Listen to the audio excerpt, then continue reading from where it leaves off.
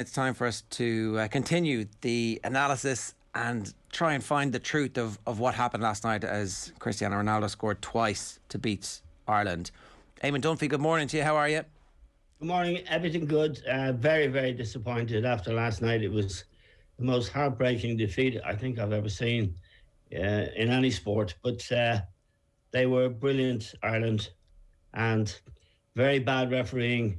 He played 2 minutes extra in the first half at the end of the half, and he played over the 5 minutes allotted in overtime, and that's when the goal damage was done. It was really bad. We used to, struggling away from home with referees, but this was particularly bad. And they had Ronaldo's shirt ready from whether it was UEFA or the Portuguese FA. And it turned into, a celebration of Ronaldo, and no one would want to celebrate more than me his fantastic achievement, but it wasn't done the right way. They really did play over. And when you're under siege like that, every second counts. So I felt it was very unfair. However, it happened, and there was a lot of very positive stuff to take out of last night's game for Stephen Kenny and those young players. I just don't know when the bad luck is going to stop for him. We'll talk about Kenny and the young players, and maybe we'll finish with all the positive stuff. But just to talk, one more question about the referee. The bit where he's booking him and smiling and laughing at the end. Yeah.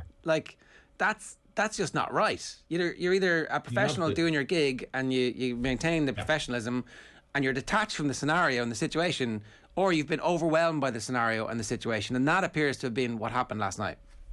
Yes, and I'd also argue, although maybe I did not look at it, I thought Aaron Connolly was fouled. He was clattered in the back as he was about to shoot to make Ireland, as a tap-in really, to put Ireland 2-0 ahead.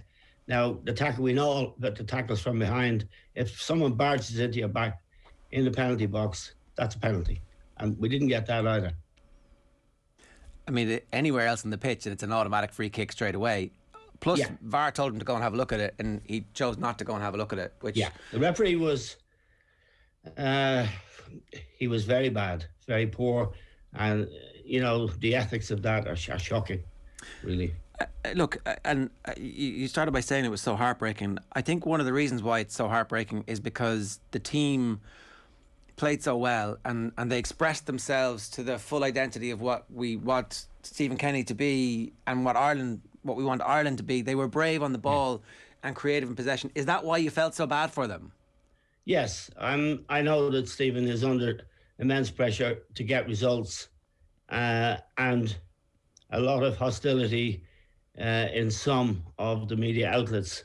And this would have meant so much to the players, to Stephen, and to morale, which is huge. We had players playing last night. Jamie McGrath, for example. I'd say most people had never heard of Jamie. He's playing for St Mirren in the Scottish League. This was his international competitive debut, and he was terrific. Adam Ida, again, he's can't get into the Norwich team. He's only a kid, and he will be a really important player for Ireland. And the goalkeeper, Gavin Baruda, he's 19. He saved a penalty from Ronaldo, and it was a good penalty. And he made a brilliant save. And he the way he came off his line, took balls all night, he was outstanding. There were so many stories like that. And I feel about Stephen that he's doing the right thing. He knows where all the young players are. Unlike the Trapattoni and Martin O'Neill regimes, he doesn't just fly in and fly out on the Monday morning or the morning after the match. He's lived with this. He's worked with these players at underage level. This is a story. This is a new way of Irish teams playing, unearthing talent here. Irish players, young players, knowing where they are, being patient with them, trying to play the game the right way. We played really good football in the first 45 minutes, and Aaron Connolly has only had 45 minutes football for Brighton this year in the Premier League. And he clearly wasn't up to scratch last night. He had a poor game by his own standards. He had a real good chance in the first half as well. But he's an outstanding young player. And I felt we really deserved to win the game, or certainly to come away with a point. So I think we can take great encouragement from it. I admire Stephen's resolve. He doesn't make excuses. He gets on with it. And I think this should be an exciting time for Irish soccer because we have young players who can play. And if they're given a chance and we let Stephen get on with his job, they're going to be okay. It does feel, Eamon, as well, that people will surely wake up to that fact after last night's performance. Even though it wasn't the result, surely there is this massive home reception coming for this team on Saturday. I hope so, yes. And they have a couple, well, they should be okay against Azerbaijan. And Serbia is a tough game, but, you know, they should be okay. I think the main thing is when you've been through a run like Stephen and those players of, I think, 14 matches now without a win, it can get to you. You can lose confidence. You know, morale can drop. And even last night, you know, when losing Dara O'Shea, who was having a great game in the back three, losing him when we did, with half an hour to go, something like that. I mean, that was another body blow. But I hope now that this is a turning point, and that people get off Stephen's back, realise what a tough job he has as Ireland make this transition from having a lot of players like, say, John O'Shea and Richard Dunn and Damien Duff, Robbie Keane. We've got to make that transition now in a different time. In England now, it's very hard for young Irish players to get into teams because the English game is full of foreign players. When Liam Brady and all the great players of the past were wearing Irish shirts, there was very few foreign players in England. But these lads like Aaron Connolly, for example, Adam Ida at Norwich, they have to really, really work extremely hard and get lucky to even get into the first team. So it's a different era. And the way Stephen, in my view, has tackled that problem is to get local talent, recognise it, coach it, improve it. And he knows where all the players are. He's steeped in local Irish football. And we need that now. So I think it's not just a victory last night, what it would have done for the game in Ireland at junior level, at schoolboy level, and at League of Ireland level. So we should be proud of them, and I hope we are. I think it feels like there's we've talked on this programme for the last 18 months about how this is a battle for the soul of Irish football, and we can do what we always did. We can get rid of the manager now and go and get Big Sam or somebody like that and try and qualify by scratchy 0-0 draws and trying to win a corner here. Or we can actually double down on the investment in our own game and try and fix it at all the levels. And it feels like last night was a staging post on the victory for the soul to be won by Irish football and Irish football people. Yeah, I agree with that, Owen. I think that's the right analysis, and I think it will pay off. There are several players, like Troy Parrott, for example, who didn't play at all last night, who didn't feature. He's at Spurs. He's a very, very good player. He's a top-class player, but he can't break into the team. Mourinho wouldn't give him a shot at it because they're going out and spending money on foreign players. Now he's at Ipswich on loan, but Stephen will help him and play him and have the courage to play him. But it's so much more difficult now. But I agree with what you say. I hope it's true, and I hope we stick with our own convictions about this matter, and we stick with Stephen and stop sniping at him. So I'm sure you know, there is a kind of cohort out there who, and I don't want to be loose with language, they want to get Stephen. And that's really profoundly wrong. Look at the COVID thing. Shane Long went down last night. We've lost players to COVID. Callum Robinson wasn't fit to play last night. There's so many things gone against him. And then the final sort of nail in the coffin was a dodgy referee from Slovenia. One last thing that I just wanted to bring up. Dar O'Shea goes off and he looks at his bench and the whole world thinks, oh, well, he's going to move Seamus Coleman into the right side of a three-man defence and he's going to move Matt Doherty to right back and he's going to bring on James McLean, because that's what traditionally Irish managers would have done. But instead, he decides competitive debut for Andrew Omobamidele, who it turns out could be our greatest ever Irish defender. There's a possibility. He was fabulous. Omobamidele, someone I frankly didn't know of. That's how,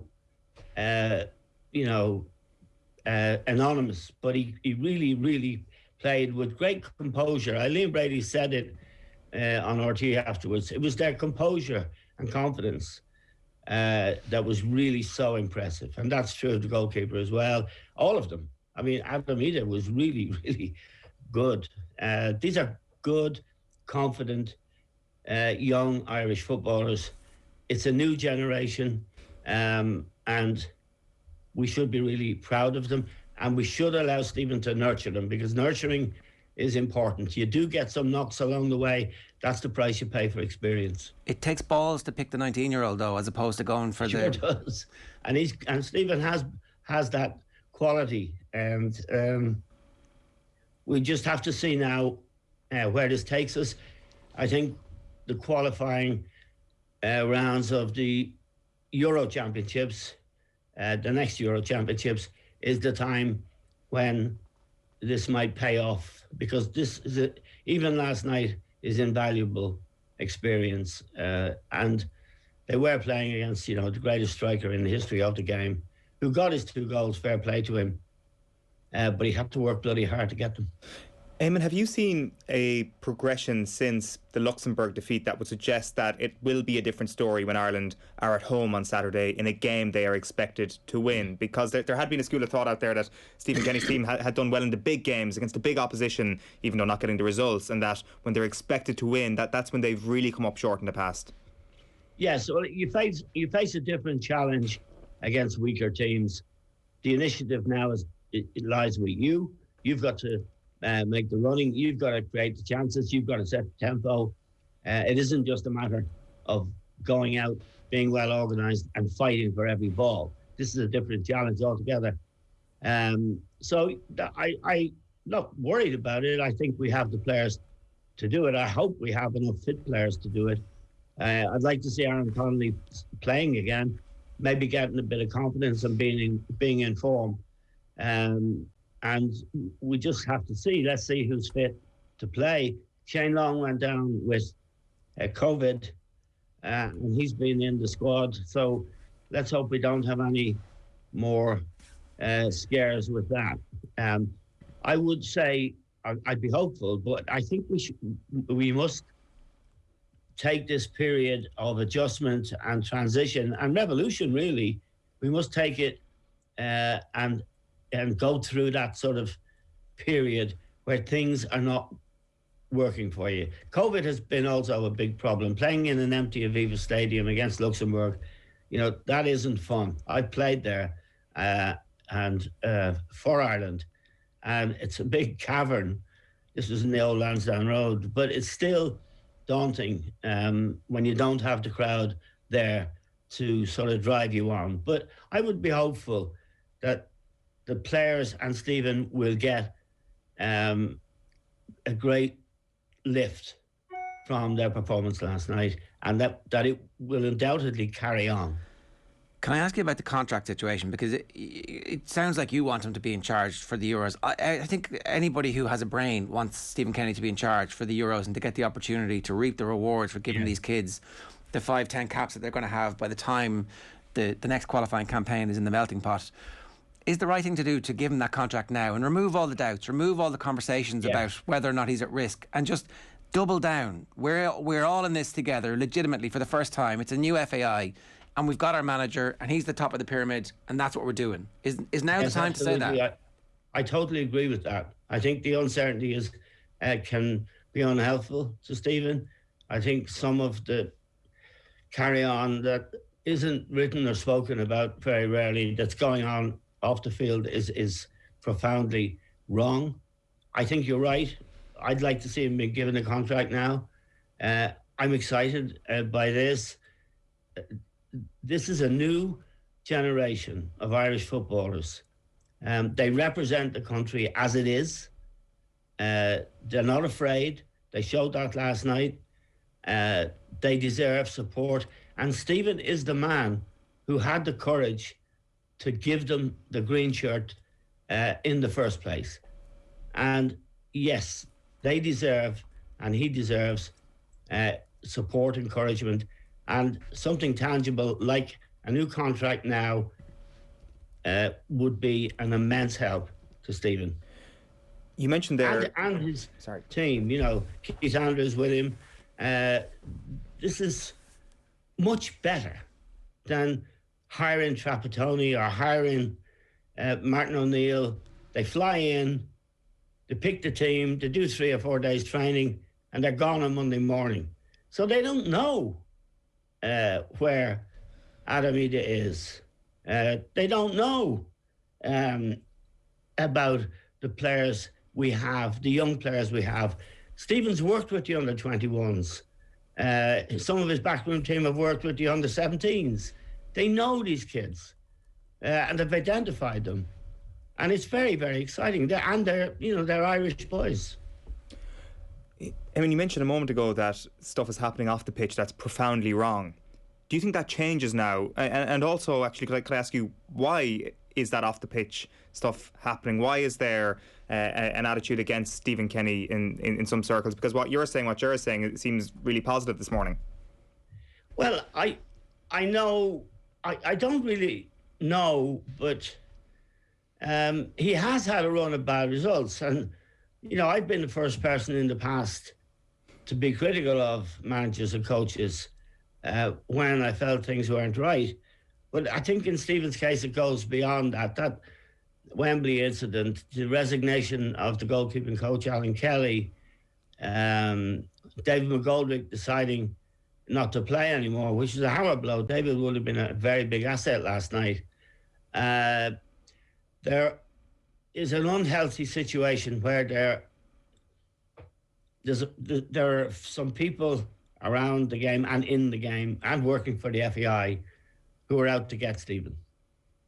And I think it's the FAI's responsibility to deal with them and to tell them that this isn't consistent with being an employee of this association. This association is behind Stephen Kenny. Giving him the contract, as you suggest, is a way of demonstrating that. And understanding the handicaps he's faced, the difficulties, the barriers in a COVID era. Just been with bad luck as well. We lost a penalty shootout to Slovakia that would have given us a game against Northern Ireland to go to the Euros. That's not bad. So he just needs to be supported. And people who are opposing him for the wrong reasons need to be dealt with. I can't go any further than that because... No. No. Wait, please don't. Our lawyers are on the phone there going, hang on a second, what? One thing that was clear, right, was one of the things was, I'm not sure the dressing room was with him, was one of the other balloons that got floated early on.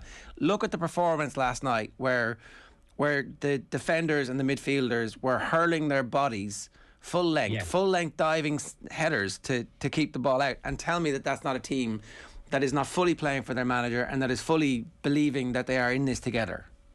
Yes, absolutely. I totally agree with you. And I mean, not just young players. We have Seamus Coleman, Shane Duffy, really, really amazingly brave and great professionals. Darragh O'Shea was doing really, really well last night. He's come on. He's a very, very good player. And to lose him in a siege situation, which is what we were in, that was a body blow. And we mustn't forget that. So we have a blend of experience. Clearly, Seamus Coleman, Shane Duffy, these players have bought into Stephen. They're always, people who are at odds with a coach. But I think the players, and as you say, the idea the dressing room wasn't behind him. I think the dressing room showed last night that it's fully behind him and up for it and enjoying it. I thought the swagger Adam Ida showed was really, really impressive and very nice to see. And when you have to take into account that he's struggling to get into the Norwich team, but they have a very good centre forward, Pukki, who's a Finnish international. It's difficult in the Premier League now to get a game. And I'd be worried on his account, Aaron Connolly's account. Can Aaron break into a very good Brighton side? They are a good side now. And they can just pay 40 million and buy a striker for France, and away we go. So that's what the Irish players are up against in this generation. It was never like that before. And even in recent times, there weren't so many foreign players and there wasn't so much money in the Premier League. That helped Irish players to get into teams and to get experience. Troy Parrott's another example at Spurs. It's daunting when he looks at what's in front of him. Like, he's got Harry Kane and Son, but he's also got others now. They'll go out and buy rather than... There's no chance of Mourinho nurturing a young player and giving him, he can't afford to. You drop 3 points in the Premier League and you're in trouble. So the development of these players is crucial to Ireland's project and to Stephen's project. They need to be playing every week with good players and against very good players, and they're not. That's a problem. You talked at the start, Eamon, about this being one of the most heartbreaking defeats that you can ever remember. I think we came on the show this morning and we're like, Jesus, we were exhaling, and I think just talking through it helps. I think the reason it's so heartbreaking is because they made us believe. They gave us something to cling on to, a reason to love again. And so you only get your heart broken when you're in love with something. That's right. It's true. And you need counselling, but you'll have to help me. I need counselling this morning. I'm going to do a bit of a workout. That's why I'm dressed like this. No, I think I haven't seen newspapers yet, so I hope that people understand now, and that last night's performance is what the team will be known for, rather than, the difficult games they've been through. Stephen's been in charge for a very short period of time. And for some of these players, this is a whole new world. And let's support them. Let's watch them get used to it. And if that is the outcome of last night, well, the result as such doesn't matter. Although, as I'm sure you guys know, if we'd have been 2-0 up, as we should have been, we'd be back in the World Cup picture. Yeah, totally. That's another reason to be heartbroken. But look, I hope the counselling has helped. It's been a mutual session and mutually beneficial. Enjoy the workout. Great to have you on, Eamon. Thanks a million. Okay, thanks, guys. See you.